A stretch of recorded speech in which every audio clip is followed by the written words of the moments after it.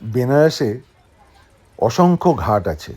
সেই ঘাটগুলো আমাদের প্রায় বেশিরভাগই দেখা হয়ে গেছে।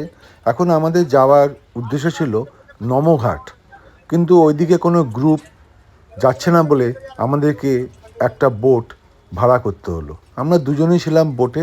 দেখুন, আমরা মণিকর্ণিকা ঘাটের পাশ দিয়ে যাচ্ছি। এই সেই বিখ্যাত মণিকর্ণিকা ঘাট।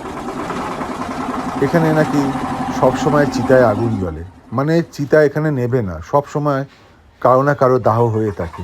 সেই ঘাটের পাশ দিয়ে আমরা যাচ্ছি, এগিয়ে যাচ্ছি।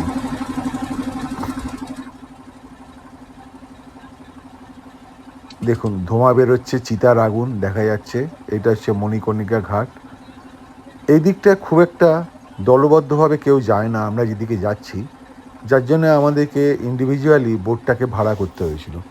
যাই হোক, ওই ঘাটটা আমাদের দেখার ইচ্ছা ছিল, মানে নমঘাট, সেই জন্যে আমাদের যাওয়া। এই দেখুন মণিকর্ণিকা ঘাট।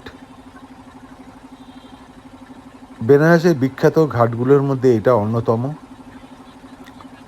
এখানে দাহ কার্য হয়। যাই হোক, নদীর বক্ষে আমরা এগিয়ে যাচ্ছি।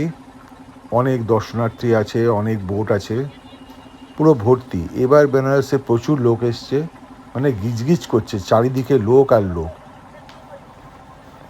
এই পাশটা দেখাচ্ছি, দেখুন এদিক দিয়েও বোট যাচ্ছে। আমাদের বোটে আমরা দুজন ছাড়া আর কেউ নেই। দেখার জন্যে ধন্যবাদ।